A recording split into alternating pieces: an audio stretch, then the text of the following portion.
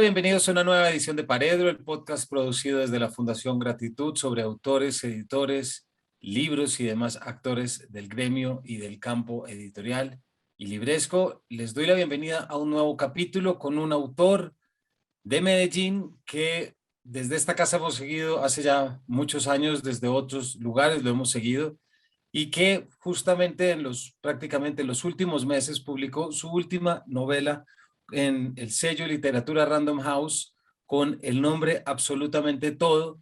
Me refiero a Rubén Orozco. Rubén, bienvenido a Paredro.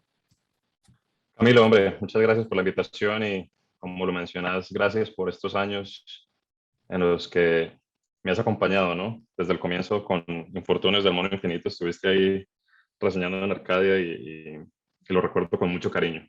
Gracias, hombre. No, Rubén, gracias a ti porque siempre hemos seguido, porque en esta casa somos fans de tu escritura y de tu escritura literaria, como lo estaremos charlando durante la sesión de hoy. Rubén, tú naciste en 1982 en Medellín, me imagino. Eh, Autor de las novelas Los Tempestuosos en 2011 y luego de Infortunios del Mono Infinito, publicado en Literatura Random House. Preguntas frecuentes acerca de la peligrosa casa de vampiros, también en Literatura Random House. Una novela muy cortica, muy bonita, de la que estaremos hablando hoy, que se llama La Matrioshka, publicado en la editorial Angosta en 2019, novela que fue semifinalista del Premio Nacional de Novela del Ministerio de Cultura y también en 2014 ganador del primer premio del concurso de cuentos Gabriel Miró por su relato Una nueva habitación. Rubén, bienvenido a Paredro y ¿cómo no vamos a arrancar por tu última novela para a partir de esa poder que nuestros oyentes y quienes no te han leído conozcan tu obra y sobre todo conozcan esa sensibilidad tan particular que tú tienes con la escritura y con el manejo de lo literario? Entonces, ¿de dónde sale esta novela? Como ya vimos, como tu cuarta novela, que es una mezcla de road trip, de familias delirantes. ¿Por qué no nos cuentas de dónde sale esta locura de viaje?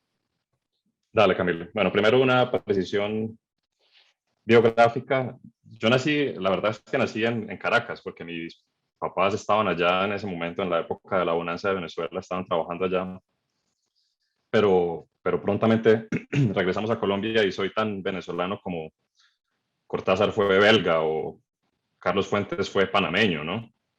Lo que pasa es que siempre ha habido una confusión. Entonces, como se coloca a veces que nací en Caracas, los libreros a veces piensan que mis libros son de un escritor venezolano o latinoamericano y lo ponen por allá lejos de la literatura colombiana y luego en Random House tienen que decirles, no, pero es que este escritor es de Colombia, es nuestro. Pero bueno, no, soy colombiano, ¿no? Como te decía, nací en Caracas, pero regresamos a Medellín, crecí en Cali, estudié en el colegio donde estudió también Andrés Caicedo un tiempo antes de que fuera expulsado. Regresé a Medellín, hice la universidad aquí y desde el año, sí, 2000 estoy en Medellín.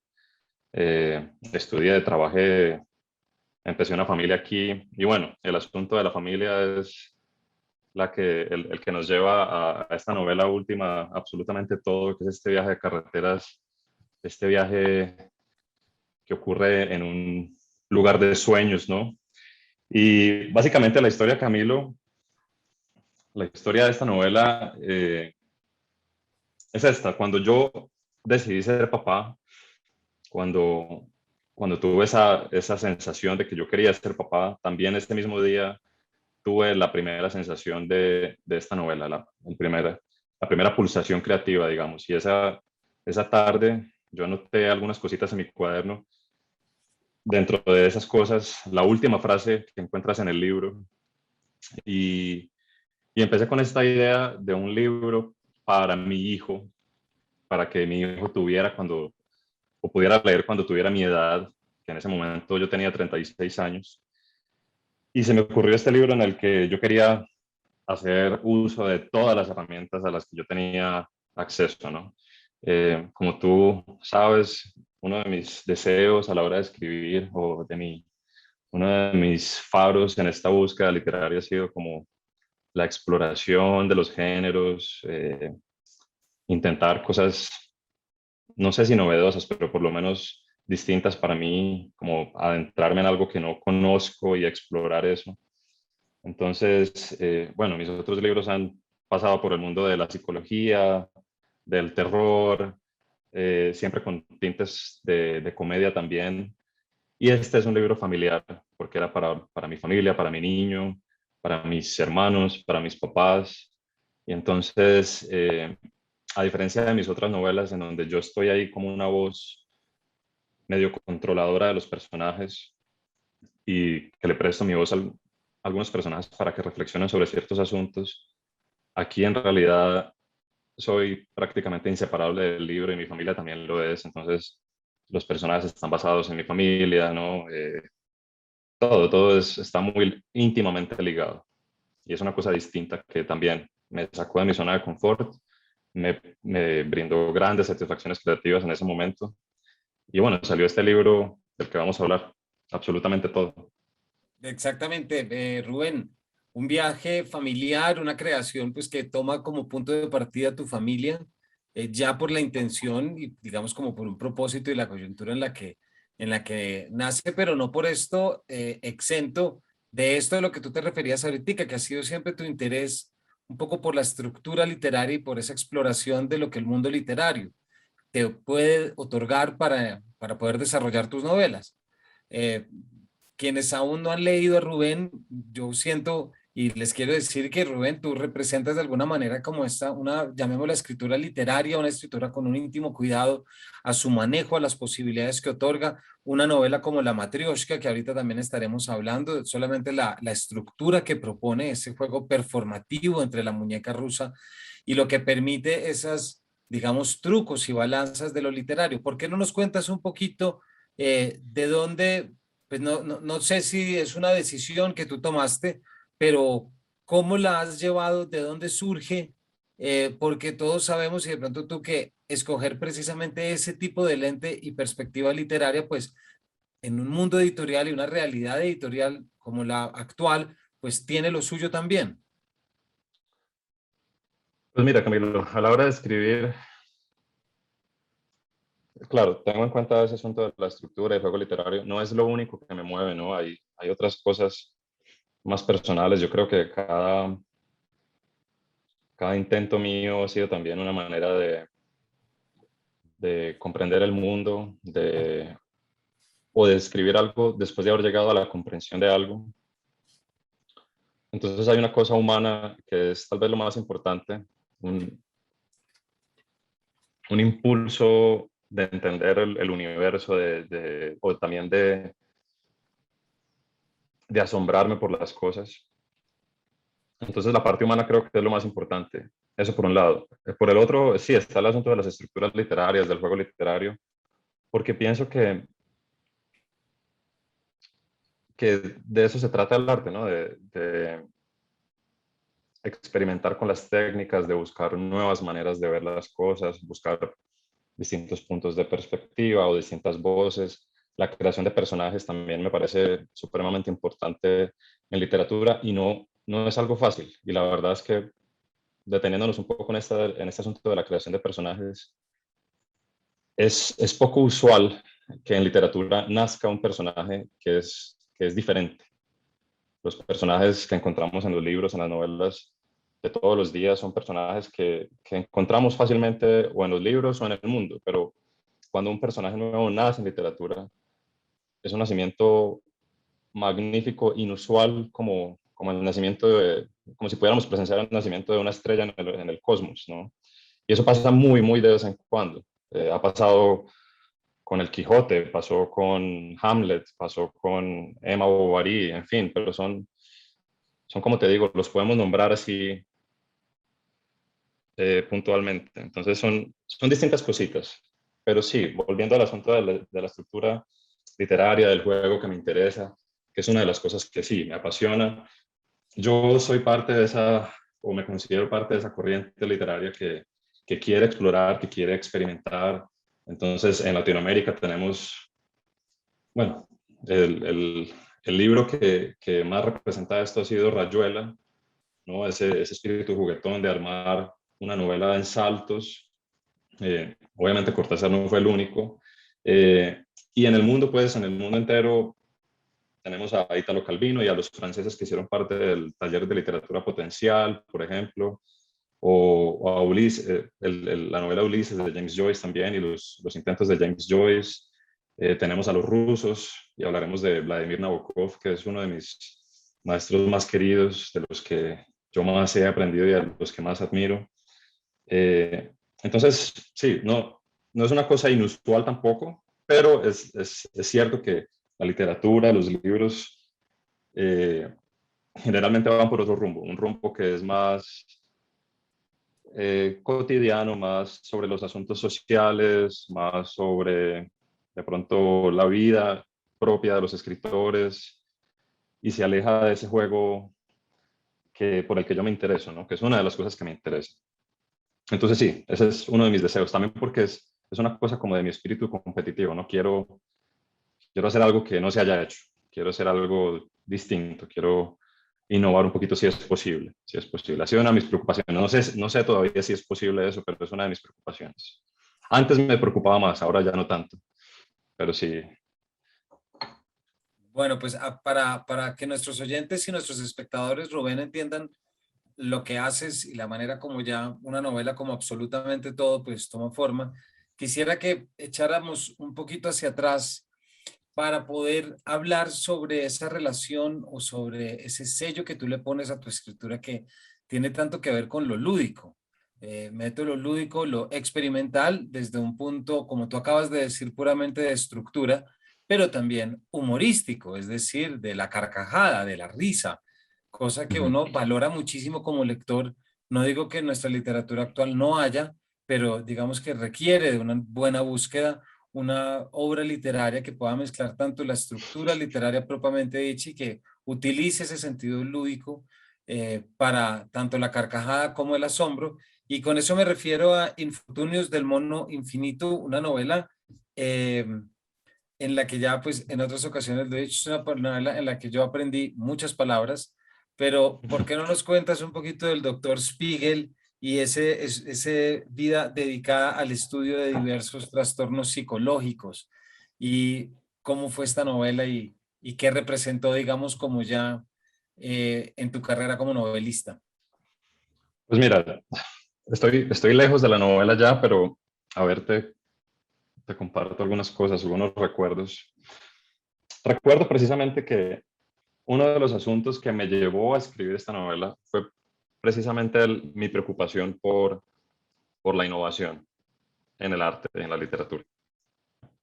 Y no sé si recuerdas, pero uno de los personajes de la novela, el paciente de este psicólogo, doctor Spiegel, él pierde la memoria y cuando no sabe quién es, lo primero que quiere hacer es, listo, escribir algo novedoso que no haya sido escrito nunca. Y su drama es que cada vez que escribe algo, se da cuenta de que eso ya ha sido de alguna manera escrito por alguien más, ¿no? Entonces, de alguna manera, él quiere escribir la historia de Hamlet, o quiere escribir el Goethe perdón, el Werther de Goethe, o quiere escribir, creo que es la novela de Stevenson del Dr. Jekyll y Mr. Hyde, en fin. Pero bueno, esa era como mis reflexiones sobre la innovación en el arte, sobre crear algo que no se hubiera escrito, me llevaron a pensar en este personaje, a pensar en la ansiedad de este personaje, que se da cuenta de que no puede escribir nada novedoso. Y esta ansiedad, este miedo, me dio por crear pues este personaje, este psicólogo experto en miedos. Y recuerdo que buscando sobre fobias, buscando miedos, se fue armando este personaje que es experto en miedos precisamente porque ha sufrido todos los miedos posibles. Y, y es un tipo curioso, bastante erudito, que ha utilizado pues su propia vida como para crecer un poquito.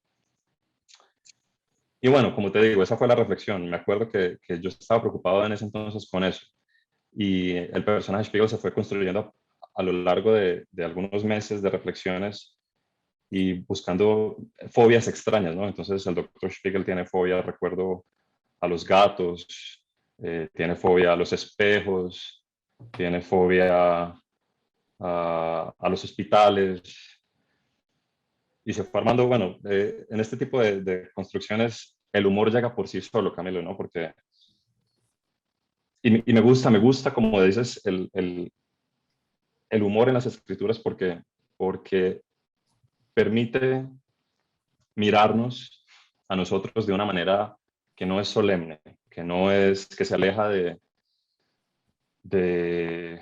no de la profundidad, pero nos aproxima a nosotros mismos de una manera que nos hace un poquito más humanos, si cabe la redundancia, si nos permite darnos cuenta de nuestras falencias, pero de una manera más justa con nosotros mismos. Realmente Entonces, buenas, sí. estoy buscando aquí en la novela, no está lastimosamente, un poco ese listado de lo que hablas precisamente de cuando aparece ese aspecto lúdico que tanto suaviza y que tanto humaniza, que son todas esas palabras que designan los distintos trastornos. ¿Cierto? Estoy encontrando acá, por ejemplo, la atasagarofobia, es decir, el tecnicismo que designa el temor a ser olvidado, la Ajá, apotemnofobia, el helenismo empleado por la psicología para designar el temor o la aversión a las amputaciones o a los amputados. Pero sí es tengo verdad. acá la página que aparece en tu última novela, absolutamente todo, que también juega y regresa un poquito. No sé qué tanto se ciña el diccionario y qué tanto crea dentro del juego lúdico, es decir, el miedo a la resequedad o a los desiertos, la xerofobia, a sonrojarse, la eritrofobia, a la vejez indefectible, la gerascofobia, a los murciélagos, quiroptofobia, a hablar en público, glosofobia. Es decir, ya desde los infortunios hay esa sensibilidad que tienes por el lenguaje muy particular que pues nosotros los lectores disfrutamos tanto cuando nos enfrentamos a tus novelas y a tu narrativa, Rubén. Sí, bueno, de estas fobias, la verdad es que si yo creé alguna que otra, fueron muy pocas, pero la mayoría existen, ¿no? Y eso es parte de lo interesante, ¿no? Que esas fobias existan, que haya en realidad una fobia, por ejemplo, a ver a alguien que ha sufrido una amputación. Porque sí, bueno, digamos que eso es una experiencia, podría decirse cotidiana, ver a alguien que ha sufrido una amputación por X o Y motivo. Hay una especie de extrañeza de esa experiencia, porque no es la experiencia de todos nosotros, es una experiencia humana, pero llegar desde ese punto de extrañeza a tener una fobia es un poco distinto, ¿no? Pero existe la fobia a los gatos, existe la fobia a los ascensores, a las agujas, etcétera. Entonces, sí, esas fobias yo no las inventé, las utilicé, ¿no? Como utilizo tantas cosas que veo en el mundo que me parecen dignas de interés y hay veces tomo para mis personajes así, para darles un poquito más de profundidad, para darles puntos débiles, que como te digo, son los puntos humanos, porque me interesa eso, me interesa como ese acercamiento a nuestra mortalidad, a la enfermedad, al cuerpo, porque el cuerpo es gracioso de muchas maneras y también es hermoso, pero nuestras relaciones son graciosas también de alguna manera. En fin, como te decía, el humor es esa otra cara sin la que la experiencia humana estaría incompleta, ¿no? Entonces es una manera de humanizar, de mirarnos de otra manera.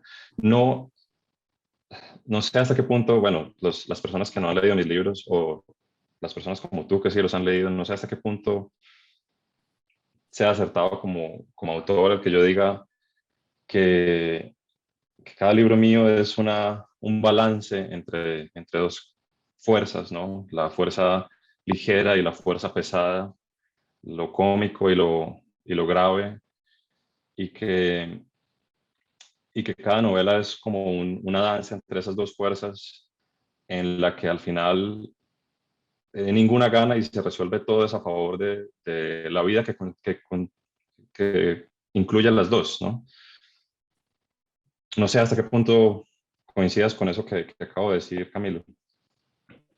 Pues a mí me parece, Rubén, que la manera como tú llevas los temas y la forma como echas mano, precisamente lo que ya lo hemos venido diciendo, no solamente de las estructuras de los juegos, sino de los contenidos y de las humanizaciones, si se quiere llamar, pues es lo que cumple que, que las lecturas sean un, llamémoslo un doble placer, si se quiere, una doble oportunidad de estar uno enganchado a algo, ¿cierto?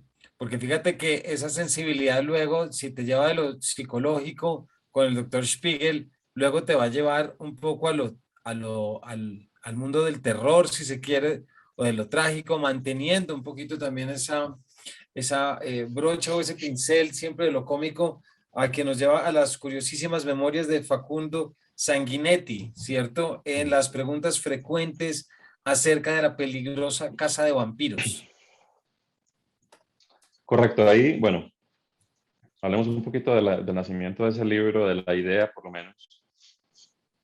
Como te decía, hay varias razones por las cuales yo me decido a escribir un libro, una novela. Bueno, hace rato no me pasa, pero siempre busco que sea un conjunto de cosas. En este caso nació, me acuerdo que mi preocupación humana en ese momento era una preocupación por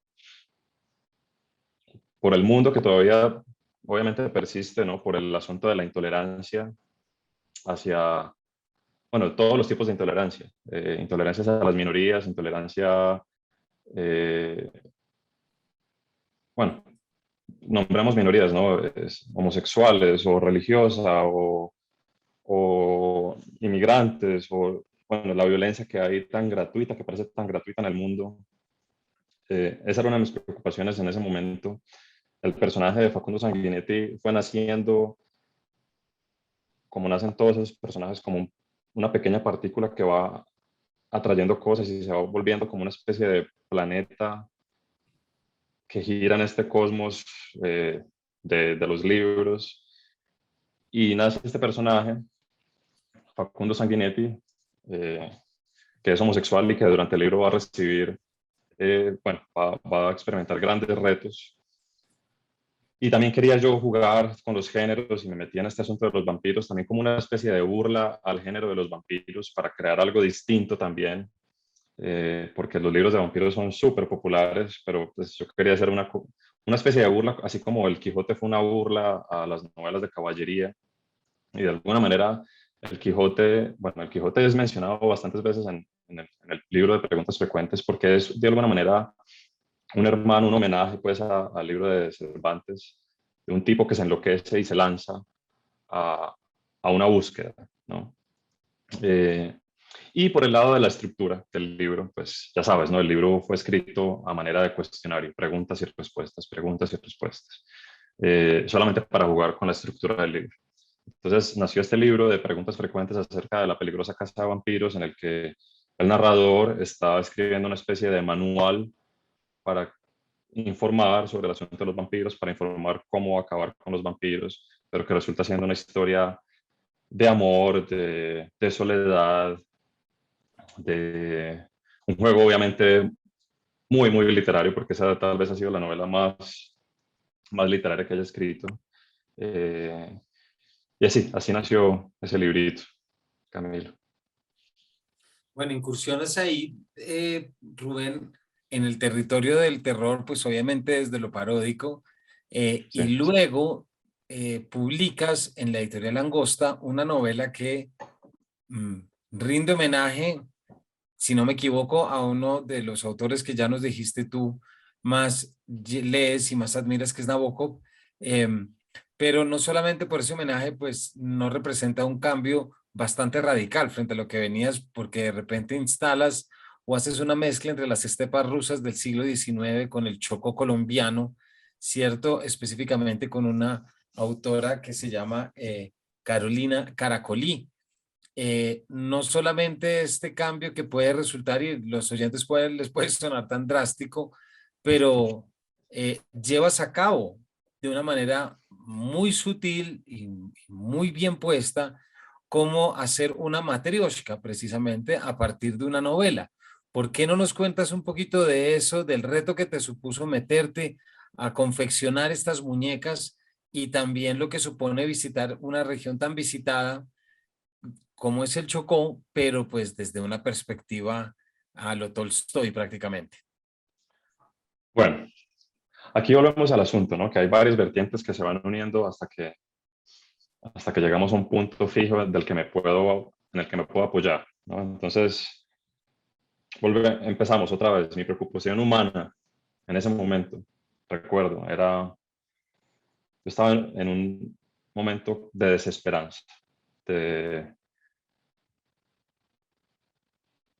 de pensar que todos los esfuerzos eran en vano y se repetían, y se repetían, y se repetían. Eso por un lado, estaba esa sensación humana que yo quería sacar, de la que quería zafarme. Por el otro lado, yo quería intentar esta vez una historia narrada por una mujer, cosa que no había hecho. Por otro lado, el asunto de las formas, de los juegos con las estructuras, pensé, eh, ya no recuerdo ni por qué, pero en algún momento pensé en ese asunto de las muñequitas, de las matrioshkas, una dentro de otra, una dentro de otra, y esas cosas se van uniendo, ¿no? Entonces se une el asunto de la matrioshka con mi sensación de desesperanza y de repetición, hasta que nace una historia eh, que, como tú lo dices, fue un homenaje a los rusos, a los que yo amo, y, y que iba a tener lugar en Rusia, pero quería obviamente que el libro estuviera vinculado a Colombia. Entonces lo vinculé de la manera más opuesta que encontré porque quería precisamente ese contraste, ¿no? Entonces, y de este personaje, bueno, primero hay que aclarar, ¿no? La historia rusa es una historia que se defiende por sí sola, podría existir como un libro aparte. Pero entonces, ¿qué pasa? Este libro aparte de La Matrioshka, escrito por Carolina Caracolí, es un libro solamente de terror, serio, sin humor, en realidad sin humor, aunque haya algunas cosas, algunos pincelazos por ahí humorísticos, pero la verdad es que no se aleja de mi estilo en otros libros. Pero el asunto es que ese tipo de escritura que se queda ahí, como te digo, no me satisface completamente. Pienso que queda faltando algo. Entonces, claro, la manera de complementar ese libro para mí fue que esa novela fuera parte de una novela más grande, o sea, literalmente jugar con el asunto de la matrioshka de una dentro de otra y poner esa novelita dentro de una novela más grande que es La Matrioshka de Rubén Orozco, que contiene La Matrioshka de Carolina Caracolí y un epílogo escrito por un ruso que se enamora de la autora de La Matrioshka y que cuenta los pormenores de su historia trágica, amorosa con Carolina Caracolí. Ahora, inicialmente yo había querido publicar esa novela no con mi nombre, sino con el nombre de una escritora inventada, que era Carolina Caracolí. La idea no sonó mucho en la editorial, eh, pero, pero yo, o sea, esa era mi intención en firme. Yo inclusive había encontrado una herramienta en Internet que te permite crear una foto aleatoria de una persona X y había encontrado ya la foto aleatoria de una mujer que no existe y pensaba ponerle una biografía falsa y lanzar ese libro en el mercado como el libro de la nueva autora de Chocó, pero no se logró hacer eso, solo quedó en mis sueños. Pero salió este libro que me gusta mucho, que quiero mucho, con Angosta, que es una editorial preciosa, que está sacando cosas tan bonitas y que me permitió pues sacar este juguete literario a las librerías, ¿no? Así es, porque pues, apoyo todo lo que dices y esta es una edición muy bonita. Bueno, Rubén, entonces volvemos absolutamente todo tu última novela, una novela que luego de peripecias, como ya hemos visto a través de personajes, no que no aparezcan en esta, pero que nos llevan a mundos alejados. Bueno, es prácticamente no muy distinto al que nos llevas en esta, ahora que lo estoy pensando. Pero lo que voy con esto es que nace de algo que recupero con lo que tú arrancaste esta charla y es ya el momento en el que tú vas a ser padre y cómo se empieza a mezclar un poquito lo que es la creación literaria, un poco el miedo a esa creación, que es el punto de partida también de la novela, y Ujú. lo que escenificas dentro de la misma, que es ese viaje metafórico a descubrir el globo, ¿no? De Absalón Montgolfier y lo que supone meterse en una van como la familia. A mí, ya te lo he dicho en otra ocasión, Yo tuve la película Little Miss Sunshine todo el tiempo detrás de la cabeza a medida que iba leyendo ese mundo circense, siniestro y chistoso que está dentro de esa van, ¿no? ¿Por qué no nos cuentas, arrancando por esto, por lo que yo comencé, como lo que supone esa traslación a lo literario de un momento en el que eres padre? Bueno, ahí mencionaste algo en lo que yo no había pensado, pero sí, hay un momento de miedo, ¿no? Antes de empezar a escribir un libro, al momento de decidir ser papá, al momento de lanzarse a hacer algo con tantas repercusiones. Digamos que es un miedo, es un titubeo porque uno sabe que se está jugando algo, que algo, que algo va a cambiar.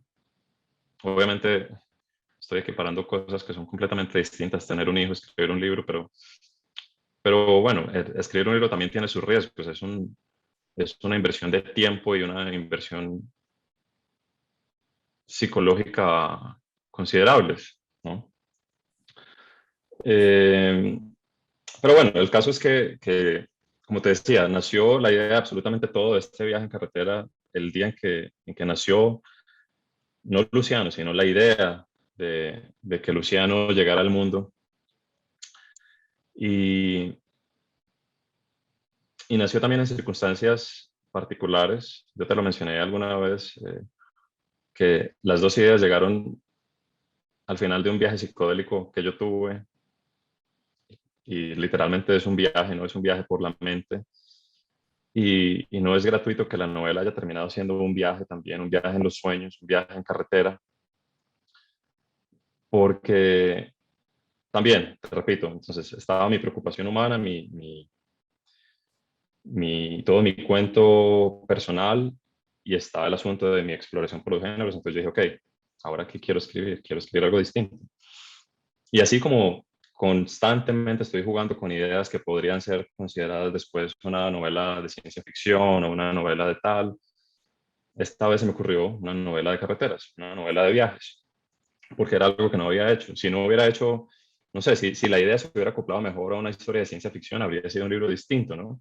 Pero esta vez se acopló a una idea de viajes que me dio la oportunidad entonces de poner a mi familia en esta camioneta y de recrear de alguna manera los viajes que yo hacía de niño con mi familia, viajes a la costa, en donde íbamos todos, en donde había pequeñas disputas o placeres, avistamientos especiales, donde conocíamos a personajes interesantes. Y entonces los monté a todos en esta van, eh, en este viaje lleno de símbolos también, porque precisamente el hecho de que el final de la travesía sea un viaje en globo aerostático era también un símbolo de la ligereza. Siempre me gusta en este juego de contrastes, ¿no? Porque el narrador es un tipo que está agobiado por la pesadez, por las responsabilidades, y el final del libro es un viaje ligero, ¿no? Liviano, que se eleva, y también es el símbolo del vientre, el globo, ¿no?